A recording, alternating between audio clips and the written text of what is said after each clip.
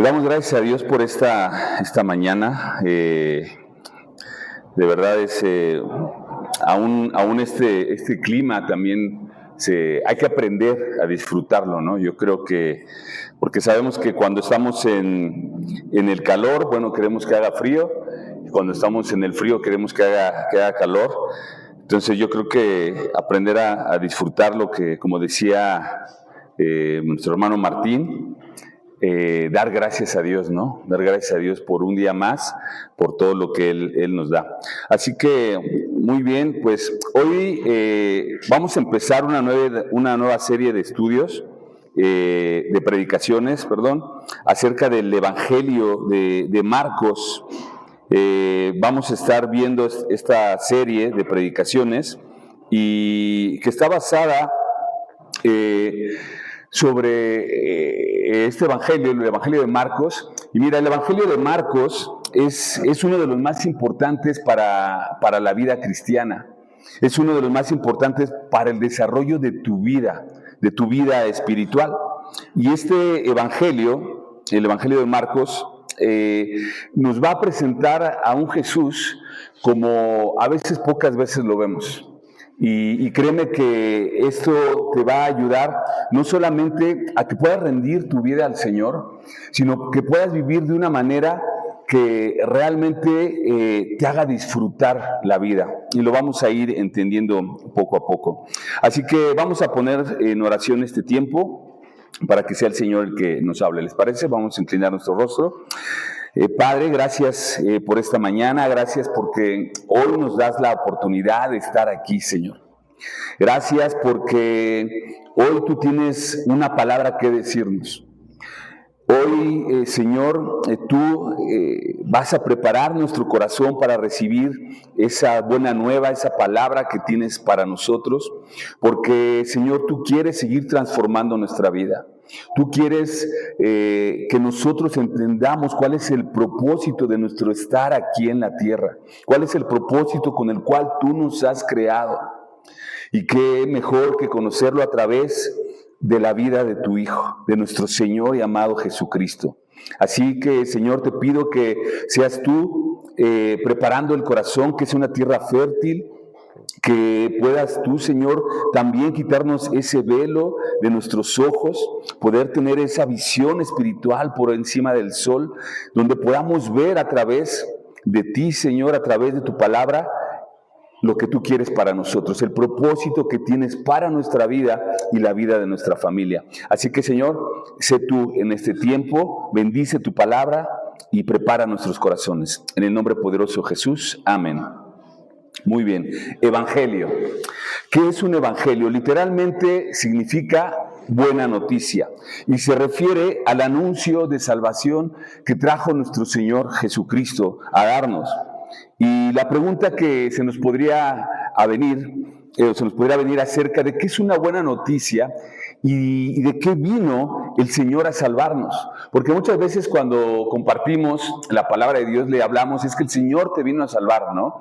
Pero a veces no somos claros y muchas veces las personas podrían preguntarse, bueno, ¿de qué me vino a salvar? ¿No? Muchas personas incluso no saben que necesitan la salvación. Viviendo a veces nuestras vidas mundanas, fuera del Señor, de la voluntad del Señor, cuando no tenemos aflicciones, cuando no pasamos por situaciones difíciles en nuestra vida, pensamos que nuestra vida está bien, pero no sabemos que estamos separados de Dios y que hay algo de lo que Él nos viene a salvar. La respuesta es: ¿de qué me vino a salvar? Vino a salvar nuestra alma de la condenación en el infierno. Es una realidad. Vino a salvar también nuestra alma de la esclavitud del pecado aquí en esta tierra. Y no solamente de la esclavitud del pecado, de estar pecando constantemente, sino de las consecuencias de esa esclavitud. Porque no es que pequemos y no pasa nada. Tú lo sabes, lo hemos vivido y la gente allá afuera también lo vive. Vive una vida constantemente siendo atormentada por las consecuencias de su pecado. Y de eso vino a salvarnos. Y tal vez esta pregunta, ¿de qué vino a salvarnos?, no nos dice quién es el autor de esa esclavitud, ¿no? Pero si nosotros nos preguntáramos, bueno, ¿y de quién me vino a salvar? Ya entendí de qué me vino a salvar, pero ¿de quién vino a salvarnos? La respuesta sería de nosotros mismos. Así es, de nosotros mismos, porque nosotros mismos somos nuestro propio enemigo. Y claro, podría decir, sí, Luis, pero existe Satanás, es una realidad, existe ese mundo de tinieblas. Pero sabes, aún el enemigo no tiene potestad sobre ti si tú no se lo permites. Entonces, así que el enemigo de nuestra alma somos nosotros mismos. Y de eso vino a salvarnos el Señor. Y esa es la buena noticia y ese es el Evangelio, que Jesús, siendo Dios mismo, un hombre perfecto, santo, encarnado, Dios se encarnó y en un hombre, Jesús, Él, al ser limpio, santo y puro, Él recibió toda la ira de su Padre en la cruz. Toda la ira por nuestros pecados, por el pecado de la humanidad, Él recibió la ira de tal manera que cuando tú entiendes y pones tu fe en Jesucristo como aquel hombre que pagó lo que tú y yo teníamos que pagar, cuando nosotros entendemos eso y creemos en su obra de redención, en ese momento nosotros somos salvados de la condenación del infierno, pero también somos salvados de la esclavitud del pecado, día a día aquí en esta tierra. Así que, familia, esa es la buena noticia, ese es el Evangelio. Y justamente Marcos, el Evangelio de Marcos, nos va a mostrar el desarrollo de este Evangelio, de esta buena noticia a través de la vida de Jesús.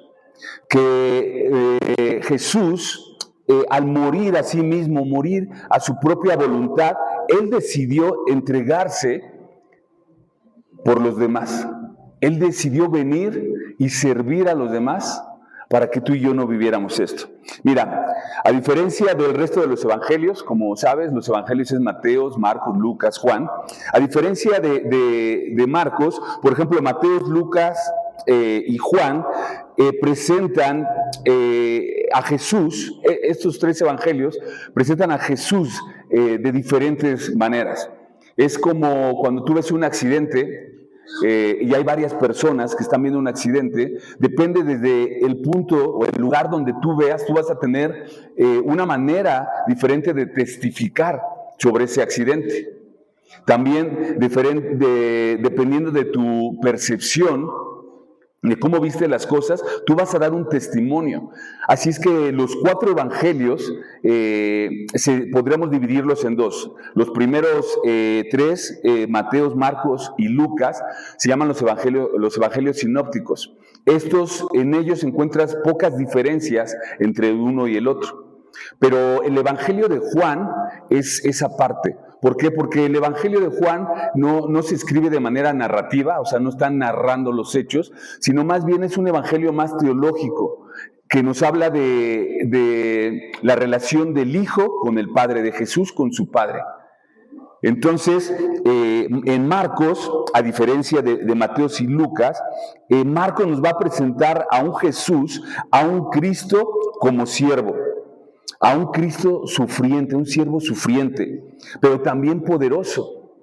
Porque vamos a ver que Jesús, a través del poder del Espíritu Santo, constantemente está yendo a salvar a las personas, a sanar, a hacer milagros. Constantemente Jesús va a estar realizando acciones, milagros por medio del poder del Espíritu Santo. Pero al ser Jesús un siervo, también va a sufrir penalidades. Él va a ser rechazado, va a ser ignorado, va a ser burlado, va a ser incluso, no solamente por los líderes religiosos, que no les gustaba su manera de predicar, sino incluso por su propia familia. Su familia se va a avergonzar de él, no lo van a reconocer. Y los evangelios, de alguna manera, y en este caso Marcos va a presentar este evangelio para un público gentil, para un público mayormente romano, es decir, no solamente para los judíos, como lo hace Mateo. Entonces, el Evangelio de Marcos particularmente se puede identificar con nosotros. ¿Y por qué Marcos? ¿Por qué no vamos a ver otro evangelio? Tal vez los veamos después. Pero ¿por qué empezar con Marcos?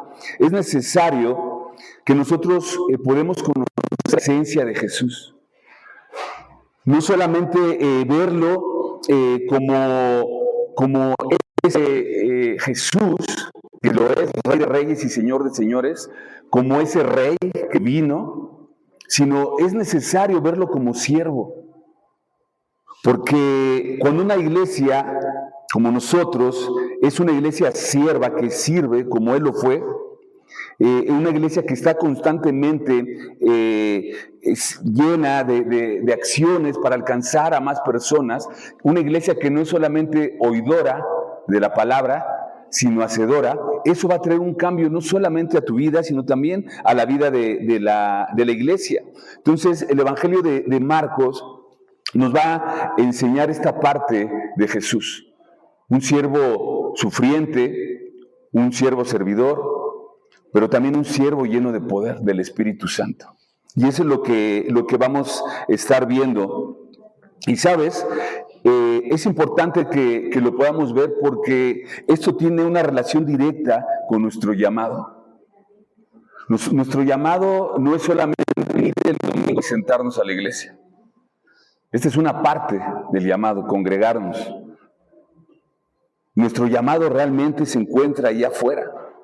Darle libertad a los cautivos, porque sabemos que en Cristo hay libertad. Hay libertad. Hay libertad de la ansiedad, hay libertad de la depresión, hay libertad también en muchos casos de la enfermedad, pero sobre todo de la enfermedad espiritual.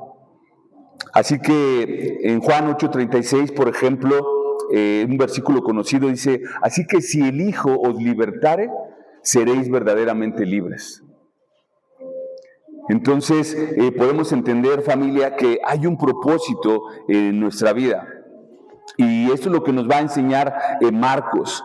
Nos va a enseñar ese siervo sufriente, ese Jesús que constantemente está haciendo obras de salvación.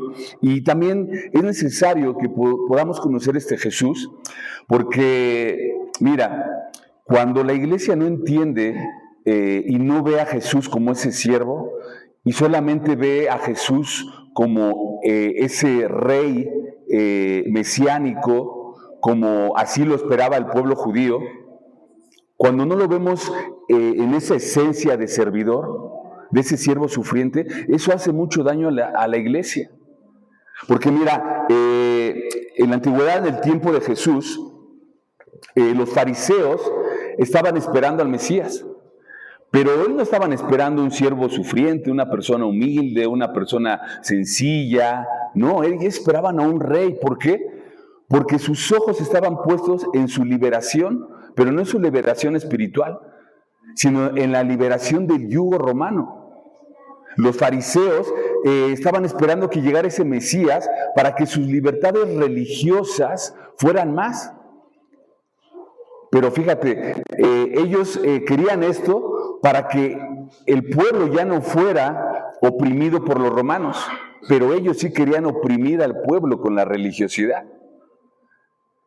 Por otro lado, la población, la ciudadanía judía, las personas normales, como tú y como yo, estaban también esperando un Mesías, pero ese Mesías que ellos querían ver era un rey que llegara con poder y también sacara a los romanos de Israel. ¿Para qué? Para que ya también no fueran oprimidos con la paga de impuestos. Entonces, realmente Israel estaba perdido. Realmente no estaban esperando a ese Jesús siervo, a ese Jesús servidor. Ellos tenían en su mente otra cosa. Y sabes, hoy en día no es tan diferente. No es tan diferente porque incluso en el mismo pueblo de Dios, con los mismos creyentes, muchas veces esperamos a ese Dios, a ese Rey, a ese Cristo, que nos venga a dar prosperidad.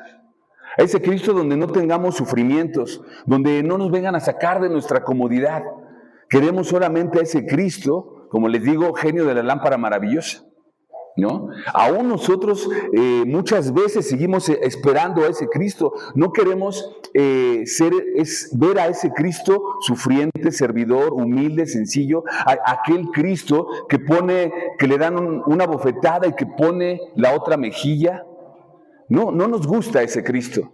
Pero eso es justamente lo que Marcos nos va a mostrar en este evangelio.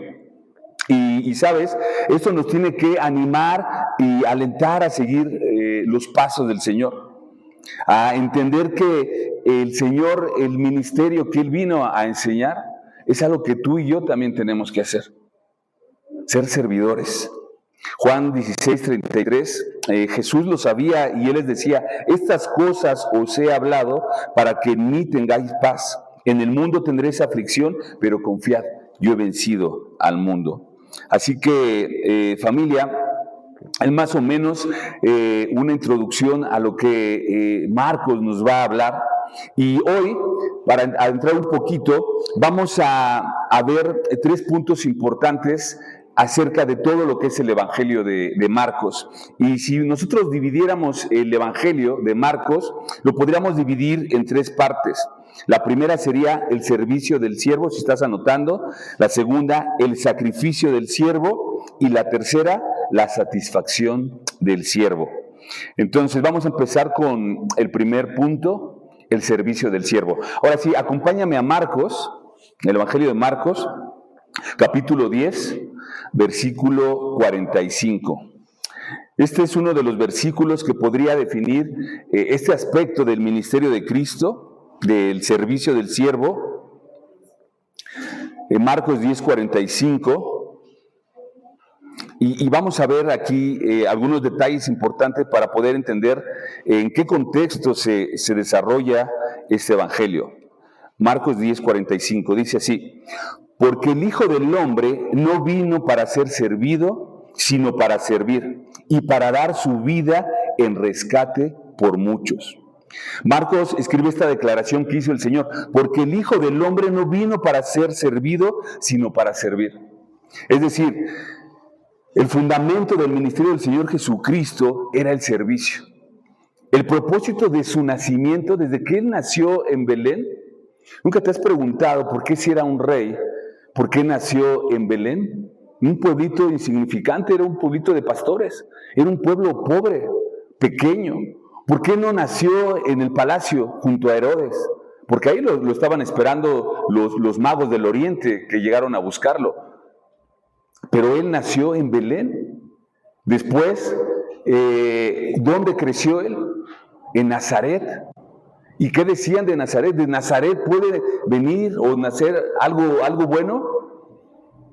Entonces, son detalles de la humildad del Señor, que Él vino y el propósito desde su nacimiento era ser siervo, era ser humilde. Y sabes, muchas veces nosotros no queremos eso. Nosotros no queremos la humildad. Nosotros aspiramos siempre a un estatus, una posición. Y lo hemos dicho acá, no es que el dinero sea malo, no. Pero no debe ser el anhelo de tu corazón. Conocemos tal vez tú conozcas a personas que tienen mucho dinero, pero son las personas más humildes que te puedas imaginar. Sin embargo, hay personas que tienen poco dinero y son soberbias, o aquellos que no tienen.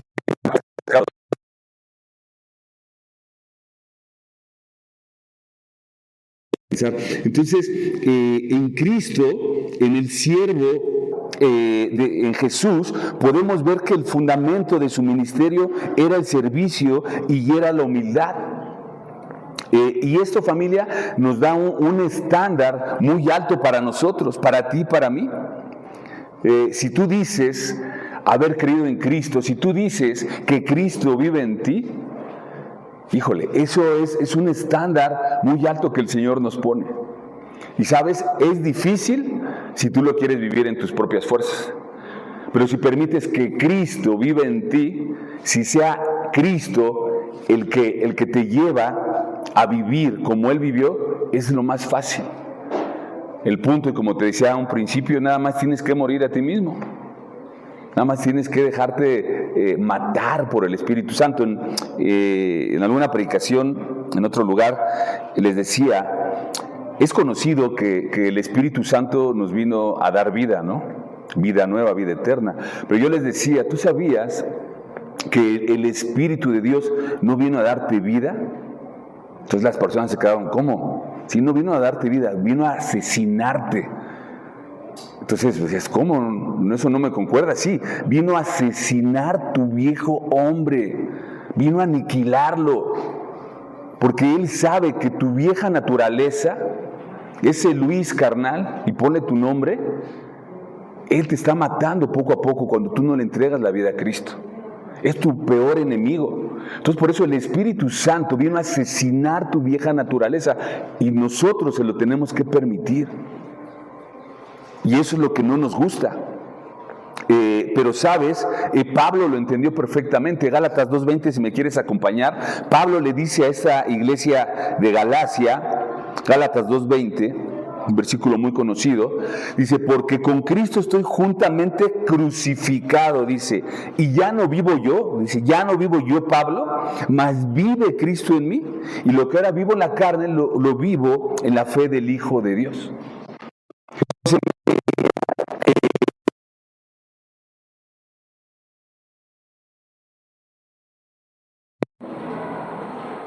Como Cristo, que fue ese siervo, servidor. Entonces, de tal manera, familia, que esa debe ser la realidad de nuestra vida. Entender que tenemos a un Cristo, a un Jesús servidor. Por eso este primer punto es el servicio del siervo.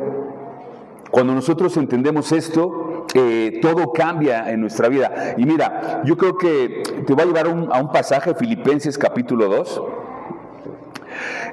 Pablo dedica todo un capítulo refiriéndose a la humildad de Cristo y pone como modelo de vida a Jesús. En Filipenses 2:1 vamos a estar leyendo. Pablo venía hablando a esta iglesia de Filipo en el capítulo anterior. Pablo venía hablando de las circunstancias que él estaba pasando. Mira, Pablo había sido encarcelado. Él estaba en prisión y desde ahí escribió esta carta. Por eso Filipenses se conoce como una de las epístolas de la prisión. Y él no la estaba pasando nada bien. Y él empieza en el capítulo 1 a hablar de lo que él estaba padeciendo estando en la cárcel. Pero aún así él estaba gozoso y decía que aún todo el pretorio, donde estaban todos los guardias, aún él les compartía ahí el evangelio. Aún él estaba dando testimonio de su fe. Y cuando les escribe esta carta a la iglesia de Filipo, es porque había situaciones, había problemas entre los hermanos. Y tan es así que Filipenses 1:21, Pablo decía, porque para mí el vivir es Cristo y el morir es ganancia. Es decir, lo que Pablo estaba diciendo, es que mientras yo tenga vida, serviré a Dios, serviré a Cristo. Y si muero, pues eso es ganancia para mí, ¿no? Ahora sí vamos ahí a Filipenses 2 del 1 al 4, fíjate lo que les dice Pablo. Por tanto, si hay alguna consolación en Cristo, si algún consuelo de amor, si alguna comunión del Espíritu, si algún afecto entrañable, le está diciendo a esta iglesia, si alguna misericordia, completad mi gozo, sintiendo lo mismo, teniendo el mismo amor, unánimes y sintiendo una misma cosa. Nada hagáis por contienda o por vanagloria, antes bien con humildad, estimando cada uno a los demás como superiores a él mismo, no mirando cada uno por lo suyo propio, sino cada cual también por lo de los otros. Ahí hasta el 4, fíjate, Pablo introduce estos 4 versículos porque te digo, en la iglesia había un par de hermanas, Ebodia y Sintique, que estaban teniendo contiendas. No nos dice cuáles eran sus problemas, pero por lo que dicen los primeros versículos, probablemente estaban teniendo envidias, contiendas, es que yo soy mejor, es que la hermana ya me vio feo, o el hermano X o Y. Estaban teniendo este tipo de problemas y Pablo dice, oigan, yo estoy en prisión. Estoy sufriendo penalidades por causa de Cristo. Y ustedes están ahí en libertad y están teniendo estas situaciones. Y entonces Pablo les va a hablar y les va a poner un modelo de humildad que debemos de tener cada uno de nosotros. Versículo 5, si me sigues ahí. Dice, haya pues en vosotros este mismo sentir que hubo también en Cristo Jesús, el cual siendo en forma de Dios, dice, no estimó al ser igual a Dios como cosa que aferrarse, sino que se despojó a sí mismo, tomando forma de siervo, hecho semejante a los hombres, y estando en la condición de hombre, se humilló a sí mismo, haciéndose obediente hasta la muerte y muerte de cruz. Lo que Pablo les está diciendo con este pasaje es que no debemos buscar ser algo o ser alguien. No van a gloriarnos, más bien ser siervos, servidores, como Él mismo lo estaba haciendo, como el mismo Dios encarnado Jesús lo hizo. Imagínate, Jesús siendo Dios mismo, dice la palabra que no estimó ser igual a Dios. Es decir, no, oye, yo no puedo pasar esto, oye, pues si yo soy Dios, Padre, o sea, yo soy mismo encarnado. ¿Cómo me mandas a ser siervo? Y aparte de ser siervo, o sea, primero ya me diste en la torre porque me mandaste a ser un simple y ser humano. Ya con eso. Pero aparte de que me mandaste a ser un ser humano, pues yo hubiera preferido haber nacido justamente ahí al lado de Herodes, ¿no? Pues si soy rey, pues estar en el palacio. Pero no me mandaste a ser un hombre con riqueza. Me enviaste a la tierra, aparte de ser hombre, a ser siervo, servidor, esclavo, por amor. Y aparte de eso, no solamente me mandaste a servir, sino me mandaste a que cumpliera con la misión de morir. Y no solo morir, así nada más, sino morir de la peor forma, en un madero, avergonzado porque donde Él fue crucificado, estaba ahí cerca el paso donde todos pasaban para entrar a la ciudad. Era un lugar donde los exhibían con ropas, con calzoncillos, los desnudaban. Imagínate la vergüenza. Entonces, imagínate el Señor, ¿no? Él por propia voluntad decidió, cuando estaba en el Getsemaní, recuerda lo que dijo. Dijo, Padre, si es posible, pasa esta copa de mí, pero no se haga mi voluntad, sino la tuya. Entonces, realmente el Señor sabía su condición y sabía que Él vino a ser ese siervo, que no estimó ser Dios mismo, sino que Él decidió morir por amor por ti y por mí. Y mira, otro de los servicios que vino a hacer el Señor, y todo es principal en Él, ¿no? Ahí en Lucas 19:10, si me quieres acompañar, el Señor declaró lo que Él venía a hacer. El Señor, como un siervo, Lucas 19:10, dice, porque el Hijo del Hombre vino a buscar y a salvar lo que se había perdido. Algo que como siervo, servidor, vino a hacer el Señor Jesucristo, vino a buscar lo perdido. Y sabes, esto es algo que se ha perdido mucho en las iglesias.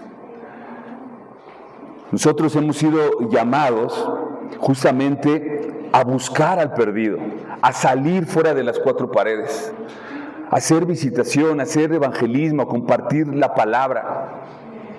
Y ese salir de la iglesia no necesariamente se refiere a vamos a hacer un evento evangelístico y vamos a salir. No necesariamente.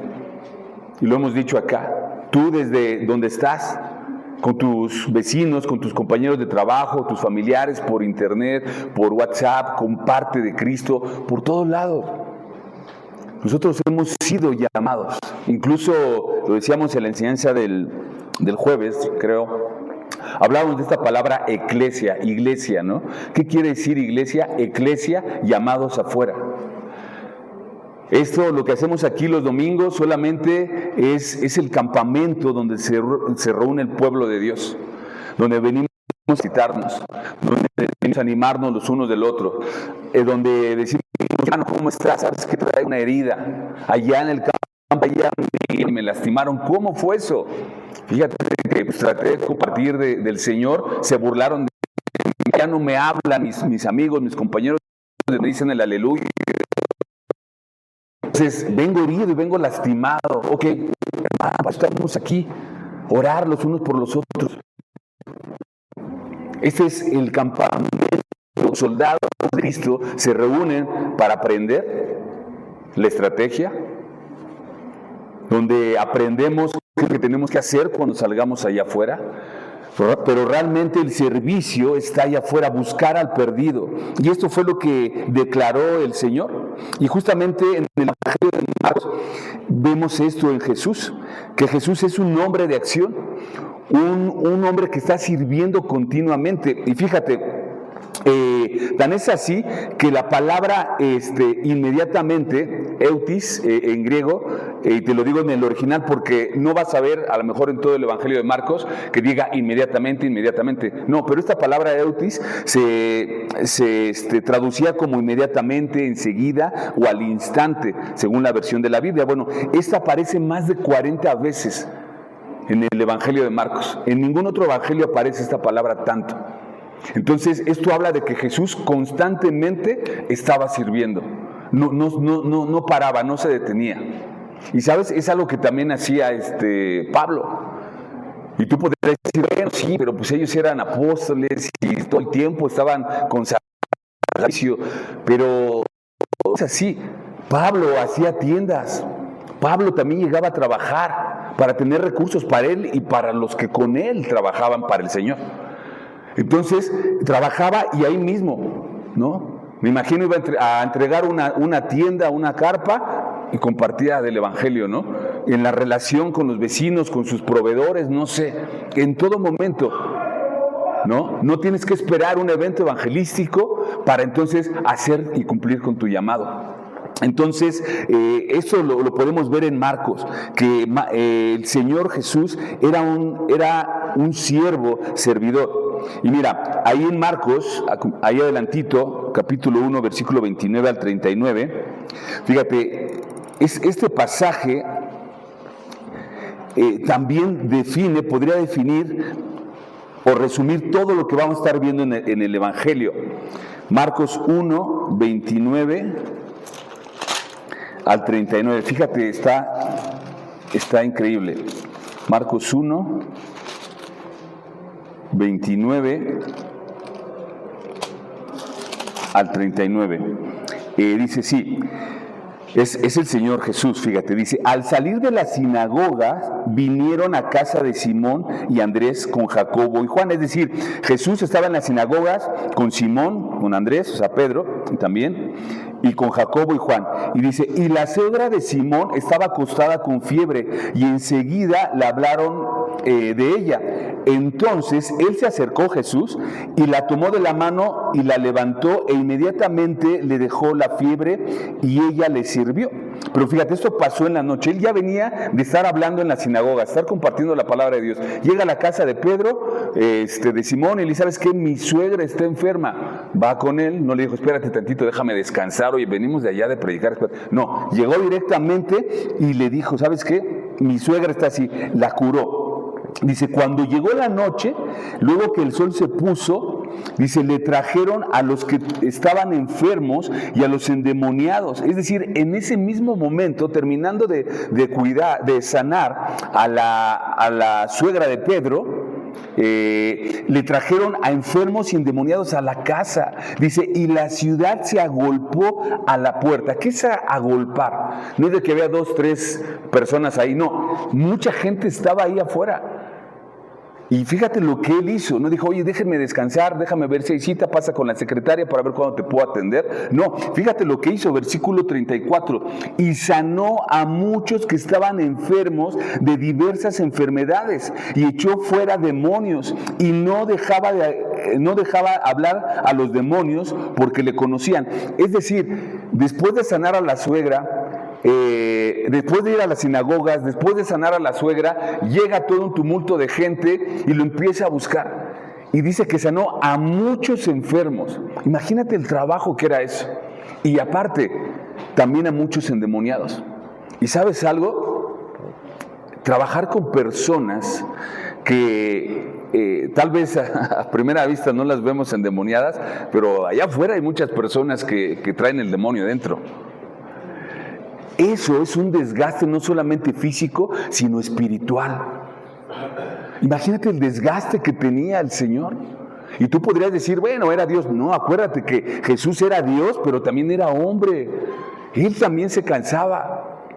Entonces podemos ver el servicio del siervo, que moría a sí mismo y no decía, ¿sabes qué? Después nos vemos, no. Pero fíjate lo que continúa diciendo. Al siguiente día, versículo 35, levantándose muy de mañana, siendo aún muy oscuro, o sea, ¿qué te gusta? ¿5 de la mañana? ¿6 de la mañana? Cuando más tarde. Dice, aún siendo muy oscuro, y se fue a un lugar desierto y allí oraba. Y le buscó Simón y los que con él estaban, y hallándole le dijeron, todos te buscan. Él les dijo, espérate, vamos a dejarlo para pasado mañana. ¿No ves que ayer estuvo la noche medio fuerte, medio pesada? No, ¿qué les dijo? Todos le dijeron, todos te buscan. Y él les dijo, vamos a lugares vecinos para que predique también allí, porque para esto he venido. Él mismo dijo, vamos a lugares vecinos. Él seguía sirviendo, él seguía trabajando. ¿Cuánto nos falta eso hoy en las iglesias? Servir, ser ese siervo como el Señor. Y fíjate, versículo 39, dice, y predicaba en las sinagogas de ellos en toda Galilea, y echaba fuera demonios, seguía trabajando. Pero hay algo que Jesús había entendido, y es algo que tú y yo debemos de entender, familia. Y esto está en el versículo 38 que acabamos de leer. Dijo Jesús, porque para esto he venido. Familia, yo sé que muchas veces has pensado, tal vez desde la juventud, y los jóvenes, ¿no?, que tenemos acá, y dicen, es que yo no sé cuál es el propósito de mi vida. Y hay personas que pueden tener 30, 40, 50, 60 años y no saben cuál es el propósito de su vida. Y mira, no te juzgo porque yo también no entendía cuál era el propósito de mi vida hasta los 33 años. Eché a perder 33 años de mi vida. Pero ¿sabes? No importa los años que pasaron. Hoy, ¿cuál es tu propósito? ¿Ya encontraste tu propósito? Tu propósito no es hacer riquezas. Tus propósitos no es tener una carrera, no es tener propiedades, no. Porque sabes, si tú ves eso como propósito, te vas a morir en el intento. Porque cuando buscamos solamente el reino terrenal, el ser humano no tiene saciedad, El ser humano quiere más y más y más y más y más. Pero cuando encuentras tu propósito espiritual, no importa lo que tengas. El propósito, familia, es lo que te permanece con vida en esta tierra. Ese es el propósito, y Dios nos creó con un propósito, aun cuando nosotros no lo sabemos. Y el propósito a lo mejor puede venir al final de tu vida. Puede venir al final de tu vida y es tan valioso como si lo hubieras encontrado en una edad temprana. Y no me quiero contradecir, porque entonces podría decir, bueno, pues esto no importa cuando llegue. No, el Señor tiene propósitos. Y aún cuando tú estés en la cama del hospital, en ese tiempo, el Señor aún ahí tiene propósitos para ti y para tu familia. Dios tiene propósitos. El punto es que lo encontremos. Y si ya lo encontraste, familia, ejércelo. Ejércelo, porque para esto fuiste llamado, como decía Jesús. Para esto fuimos llamados. Entonces, es una bendición haber podido encontrar nuestro propósito. Ahora, busquémoslo, hagámoslo, ejerzámoslo. Bueno, muy bien. ¿Cuál es la aplicación para nosotros? El servicio del siervo es activo, compasivo y constante. No busca reconocimientos de nadie, solamente busca obedecer al Padre. ¿Qué hay de ti? ¿Qué vamos a hacer con este siervo, servidor? Con el servicio del siervo, con este Jesús que nos muestra Marcos. ¿Lo vamos a ignorar? ¿O vamos a poner por obra todo lo que el Señor nos está hablando? Y mira, hay oportunidades para dar testimonio de tu vida. Hay oportunidades. y va a haber oportunidades como iglesia, estamos trabajando en ello, buscando ir y compartir el evangelio, ir a los hospitales, ir a los anexos. El día de ayer fuimos también a un anexo. Hay proyectos también de tener aquí un lugar para adicciones, porque ese es el llamado que tenemos como iglesia, poder ser luz y poder ejercer los dones que el Señor nos dio como iglesia, ¿no? Muy bien, el segundo punto, el sacrificio del siervo. Dice ahí, perdón que se me trabó, aquí está. El sacrificio del siervo. Vamos ahí a Marcos, capítulo 8, versículo 31. Y fíjate, dice, y comenzó a enseñarles que le era necesario al Hijo del Hombre padecer mucho y ser desechado por los ancianos, por los principales sacerdotes y por los escribas, y ser muerto y resucitar después de 3 días.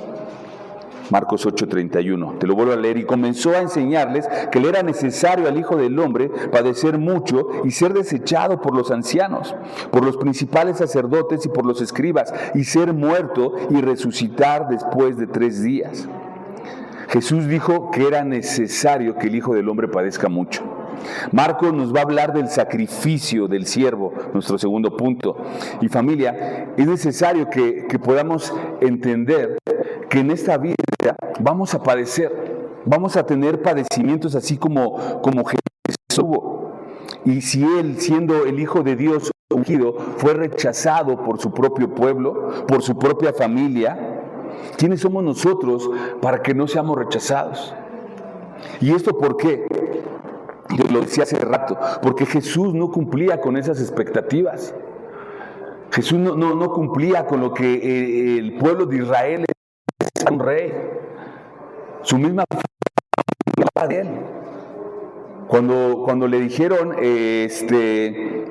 a sus hermanos y le hablaban y le decían, es que ha perdido el control, se ha perdido en sí mismo, ¿no? Entonces lo rechazaron.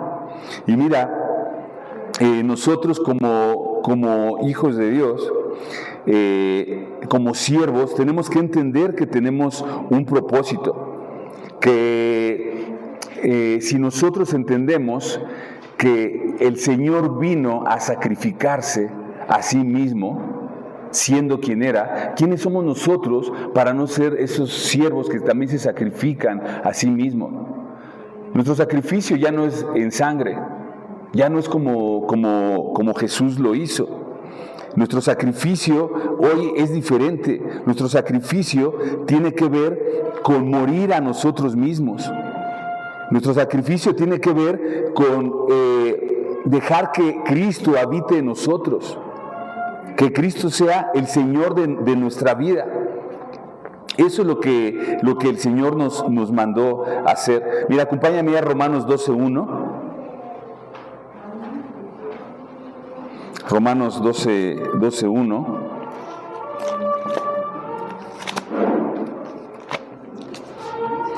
Aquí Pablo le habla a esta iglesia que ya estaba en Roma, y fíjate lo que les dice.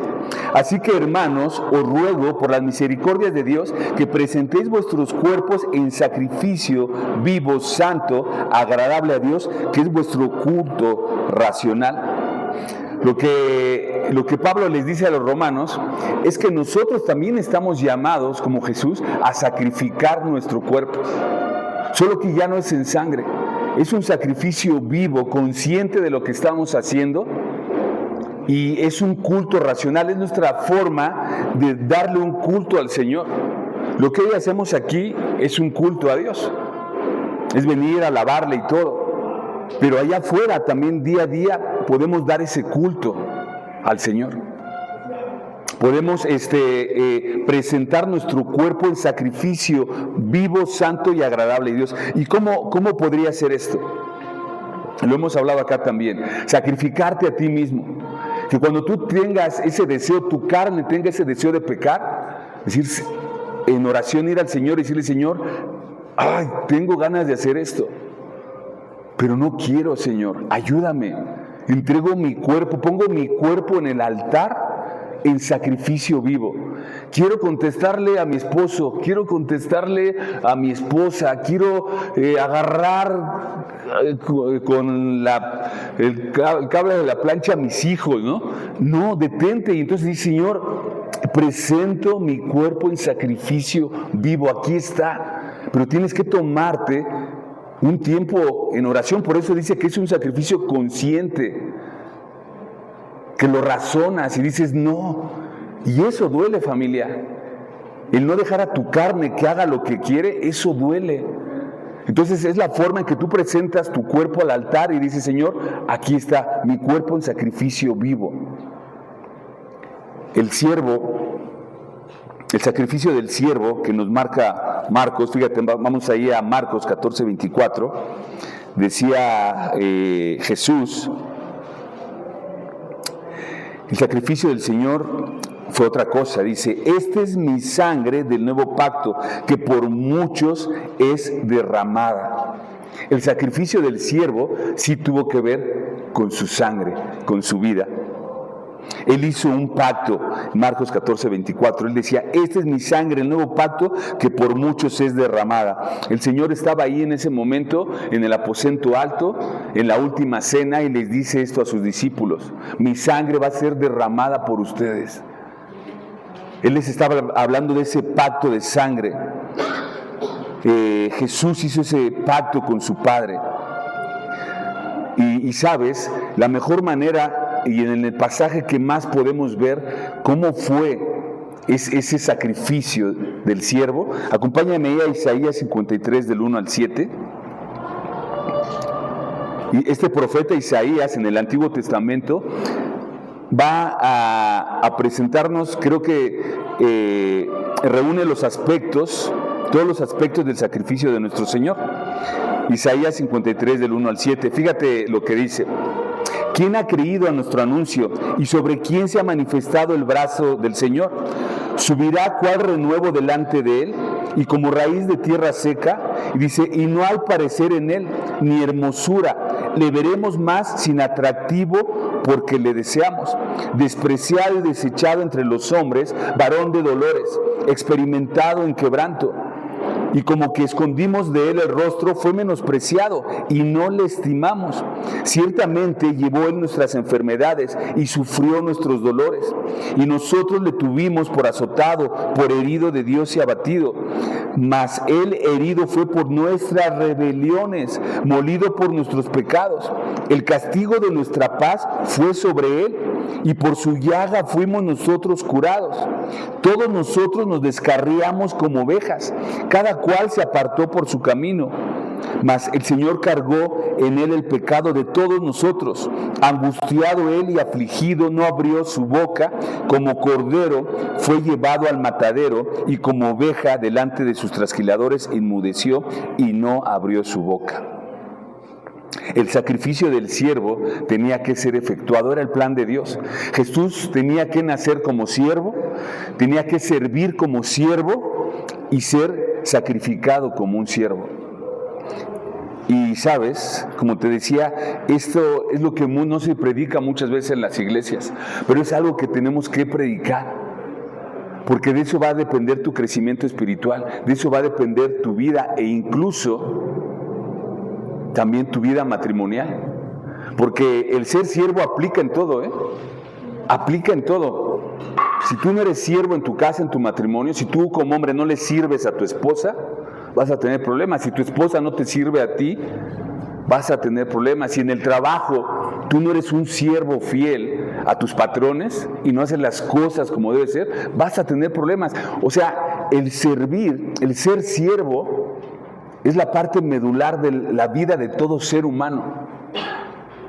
De todo ser humano, no nada más del creyente. Obviamente en el creyente se espera, porque tenemos un modelo a seguir, Cristo. Pero el ser siervo te abre puertas. El punto es que el mundo hoy te dice que confunde el servir con el ser servil, ¿no? El creyente, el cristiano no debe ser servil, que lo humillen, que, claro, aguantas y soportas humillaciones, claro.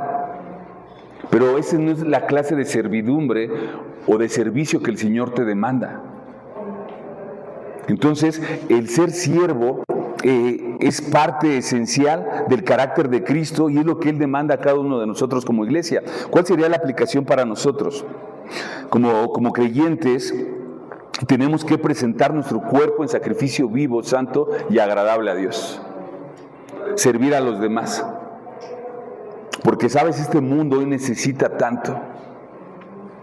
Hay mucha necesidad allá afuera. Y como te decía ayer, fuimos al anexo y vimos mucha necesidad, pero también me acuerdo, aquí está Cari, hija de Carmelita, que estuvimos orando por ella, y veía en su estado recién, fueron a compartir, ¿verdad?, café y pan al hospital. Me dio mucho gusto, porque hablando con Cari en el hospital, nos decía de todo lo que se dio cuenta, ¿no?, que pasa en ese lugar. Tanta necesidad de tantas personas, que nosotros estando fuera no nos damos cuenta.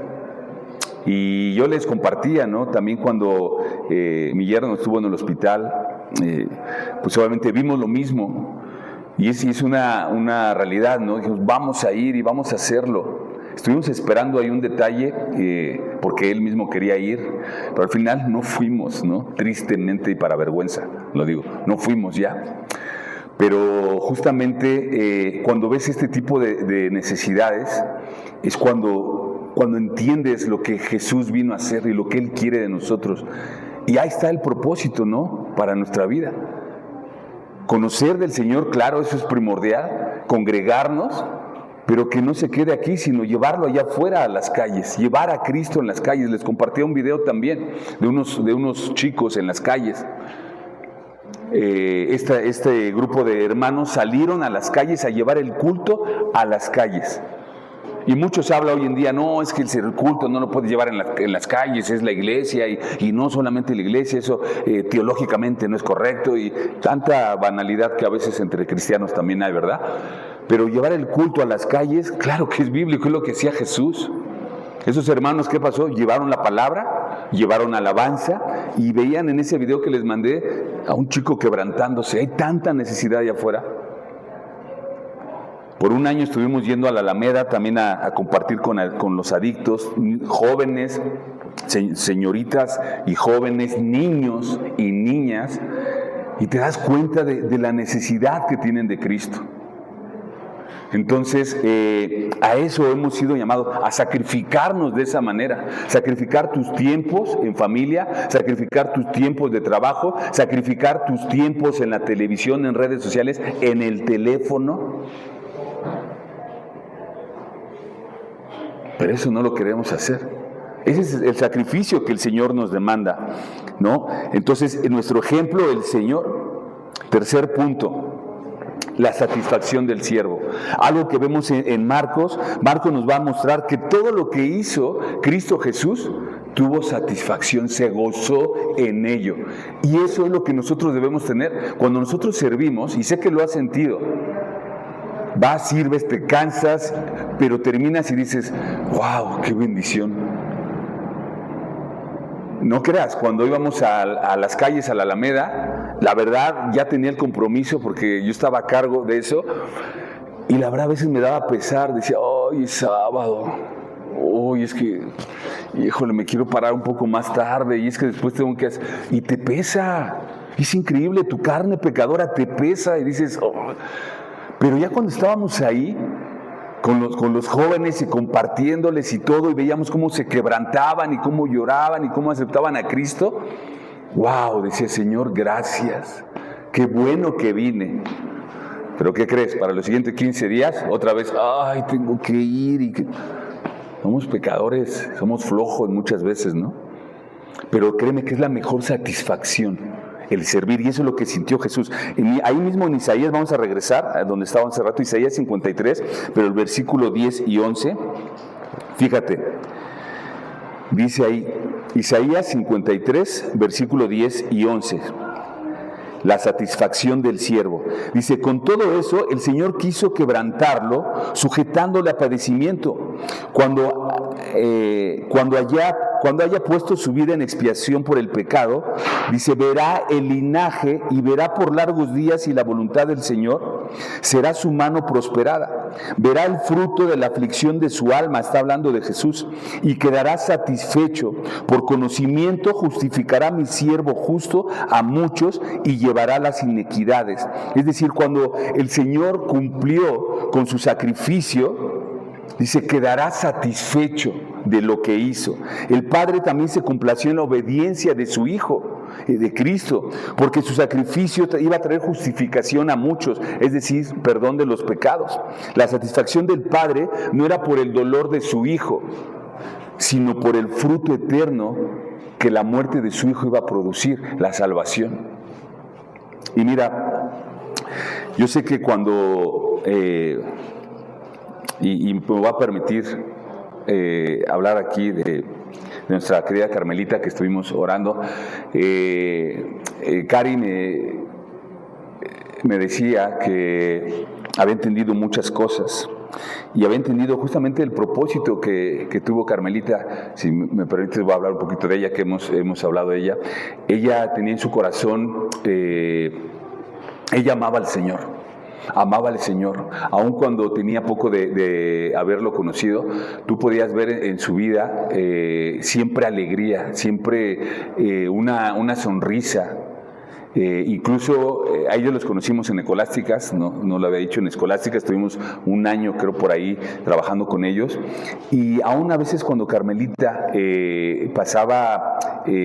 tenía lapsos de ansiedad, a veces no podía dormir. E incluso, increíblemente, cuando iba a la iglesia, porque fue varias veces cuando todavía estábamos en Querétaro, tú veías su cara de cansancio. O sea, y no nada más de cansancio, porque no dormía bien. Ella nos lo decía, pero no cerraba los ojos. Estaba atenta a la palabra de Dios. Estaba atenta a la palabra de Dios, estaba sacrificando a sí misma por escuchar a su Señor, por escuchar su palabra. Y siempre tenía una sonrisa. Ahí en el estudio que teníamos en Escolástica, siempre tenía una sonrisa, siempre de buen humor. Y podíamos ver en ella eso. Y Karina nos decía, sabes que yo he entendido cuál fue el propósito de Dios en todo esto. Y eso era, el Señor tenía un propósito para nuestra querida Carmelita, para su familia, para Karina. Y en eso nos gozamos, y esa era nuestra oración. Y yo sé que a pesar, en ese tiempo del sufrimiento y de las adversidades que pudieron pasar como familia, yo sé que hoy ellos están gozosos porque sabemos dónde está ella.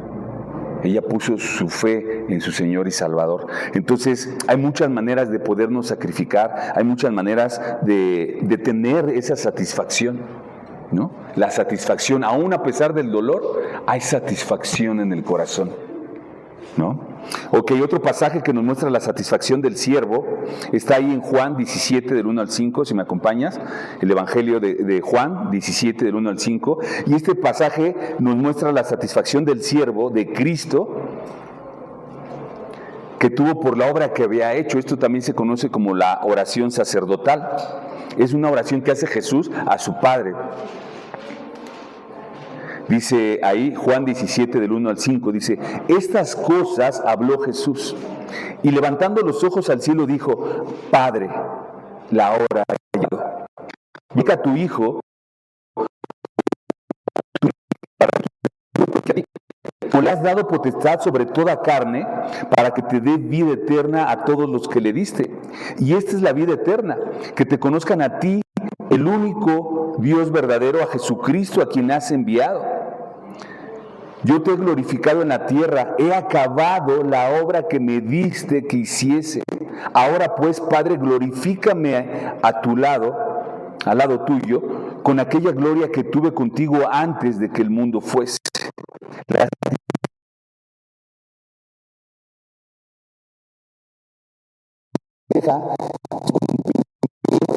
Que él tenía, Padre, de que había terminado lo que él le había mandado.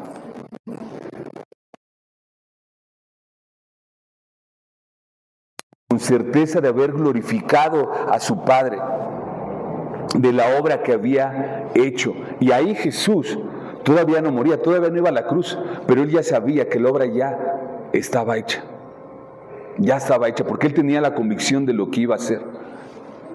Y aquí podríamos preguntarnos, ¿cómo nos vamos a presentar nosotros delante de Dios? ¿Podremos mirarlo a los ojos y decirle, Padre, aquí estoy delante de ti, he cumplido con la misión que me diste en esta tierra? ¿Podremos verlo a los ojos? Hay que prepararnos para eso, familia. No importa tu propósito y tu misión en esta vida, no necesariamente tienes que ir al África, no necesariamente tienes que ser un gran predicador, un gran evangelista, un gran misionero, no. Siempre, como te digo, desde donde tú estás, ¿a cuántas personas le has compartido el Evangelio? ¿A cuántas personas les has hablado de Cristo, que es tu Señor y Salvador? Esa es la satisfacción que lleva el siervo. He hecho tu obra. He hecho tu obra. Otro versículo donde vemos la satisfacción del siervo, Juan 19, ahí adelante, unos versículos adelante, Juan 19, 28 al 30.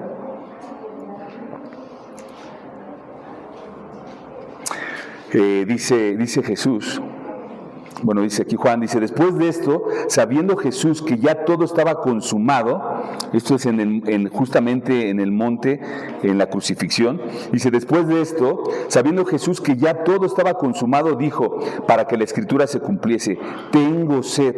Y estaba allí una vasija llena de vinagre, entonces ellos empaparon en vinagre una esponja y poniéndola en un hisopo, se la acercaron a la boca.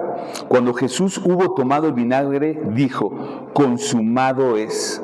Y habiendo inclinado la cabeza, entregó el espíritu. La satisfacción del siervo está en el consumado es. Cuando él dijo consumado es, eso fue una expresión de victoria, no fue una expresión de dolor, no fue una expresión de sufrimiento, sino fue una expresión de victoria. Consumado es. El infierno está derrotado, Satanás está derrotado. Con esto Jesús declaró que su obra estaba consumada. Ya el ser humano, tú y yo, ya no tenemos que hacer nada, ningún sacrificio, ninguna manda, nada.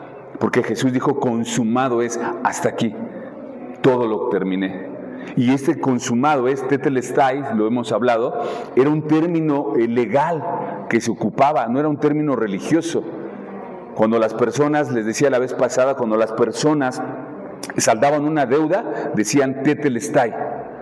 O sea, ya no te debo nada, se acabó, ya.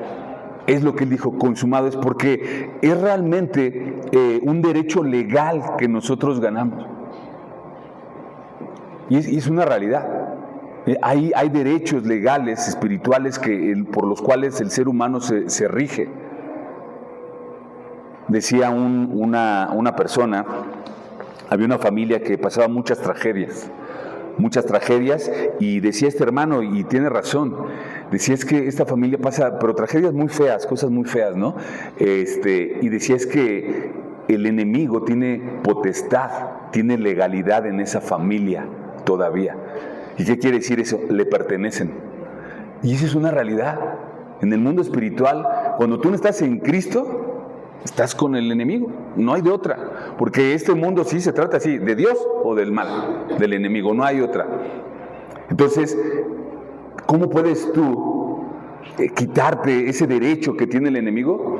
Cuando tú eres comprado a precio de sangre, por la sangre de Cristo. Cuando tú aceptas tus pecados, cuando dices, Señor, he pecado, soy pecador, perdóname, acepto tu sangre, ese pago que tú hiciste en la cruz, en ese momento su justicia es imputada a ti, y en ese momento ese derecho legal de Cristo dice, ¿sabes qué? Este es mío, ya pagué por él. Nadie tiene potestad sobre ti. Por eso cuando tú estás en Cristo, ya el enemigo no tiene potestad sobre ti. Tú le perteneces a Cristo. Qué hermoso, ¿no? Eso es lo que hizo el sacrificio del siervo.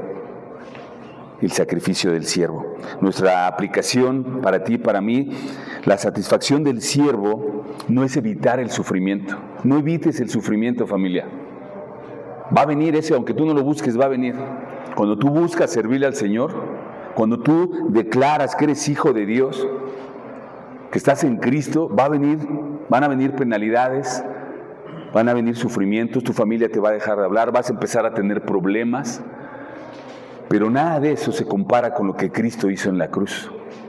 Y la satisfacción que tú vas a tener como siervo, como servidor, también va a ser grande. Tal vez con dolor, tal vez con pasando algunas penalidades, pero vas a decir, estoy cumpliendo lo que el Señor me mandó. Y Él no se queda con nada. Todo lo que tú pierdas por seguirlo a Él te lo va a reembolsar al doble. Tenemos la vida de Job. Perdió muchas cosas, pero el Señor se lo devolvió al doble. Por eso Job decía, ¿no? De a oídas te había oído, mas ahora mis ojos te ven. Entonces, familia, la satisfacción del siervo en Cristo es la satisfacción que tú y yo también debemos de tener. Y sabemos, decía Pablo a 2 Corintios 4:17, no lo busques, dice, porque sabemos que las aflicciones y tribulaciones momentáneas producen en nosotros cada vez más excelente y eterno peso de gloria. Lo que hoy tú vivas aquí, siendo un siervo del Señor, es algo que se está sumando en la eternidad y es un cada vez más eterno peso de gloria. Y esa es la promesa y es por lo que vivimos. Entonces tenemos que vivir por esa gloria venidera. Las iglesias hoy en día, familia, necesitan más siervos y menos hijitos del rey, ¿no? Porque sabemos que muchas iglesias que se predica la prosperidad y se predica un evangelio incompleto, porque sí, Jesús es el rey y sí eres hijo del rey, pero cuesta ser hijo del rey. A Jesús le costó. Él no vino, y su primer venida no vino como hijo del rey, vino como siervo sufriente. Él va a regresar como rey de reyes y señor de señores. Y eso aplica para nosotros. Nosotros no estamos en esta tierra para ser hijitos del rey. La prosperidad, dame y yo merezco y yo pido, yo arrebato, no. Nosotros estamos aquí para servirle a Él. Y sí vamos a sufrir tal vez penalidades, pero vamos a regresar con Él en gloria. Y eso es nuestra confianza y esa es nuestra soberanía. Que nosotros cuando estemos en su presencia, aparte de que vamos a ver a nuestra familia, a todo aquel que puso su fe en Jesucristo, nosotros vamos a regresar juntamente con nuestra familia a servirle al Señor aquí, a esta tierra, entre los vivos. Vamos a estar nosotros, pero como ángeles, dice la palabra, ¿no? Vamos a estar aquí. Así que, familia, para terminar, las iglesias necesitan de hombres y mujeres que estén dispuestos a sacrificar su propia carne, a ser esos siervos, sirvientes, a ser aquellos que están dispuestos a servir sacrificando su carne, sus sueños, sus anhelos mundanos. Somos aquellos que estamos llamados a sentir esa satisfacción porque le servimos a un Dios viviente, a un Dios que sirve. De tal manera que Cristo, como ese siervo, así también nosotros somos llamados a ser esos siervos que le sirven por amor a aquel que nos rescató de las tinieblas y nos llevó a la luz, a su luz admirable. Así que vamos a orar, familia. Gracias, Padre, por tu palabra. Gracias por hoy hacernos entender, Señor, por traernos esta luz. Entender, Señor, que hoy, Padre, nuestro llamado, Señor, es a dejar que tú vivas en nosotros, a permitir que ese Cristo, ese Jesús servidor, ese Jesús siervo pueda tomar vida en nosotros. Que nosotros, Señor, podamos ser esos siervos que te sirven en todo momento. Entender que nuestro llamado en esta tierra es de servicio, de servirle a nuestra familia, a nuestros hijos, a nuestros padres, servirle a nuestros hermanos en la iglesia, a todo aquel que está allá afuera que no conoce del Señor. Que estamos llamados también, como dice tu palabra, a llevar nuestra carne, nuestro cuerpo, el sacrificio vivo, santo y agradable a Dios, que es nuestro culto racional. Gracias, Padre. Gracias por tu amor, gracias por el sacrificio que hiciste en la cruz. Gracias por todo lo que nos has dado. Ayúdanos a ser fieles mayordomos de ti, a servir como tú serviste. Gracias, Padre.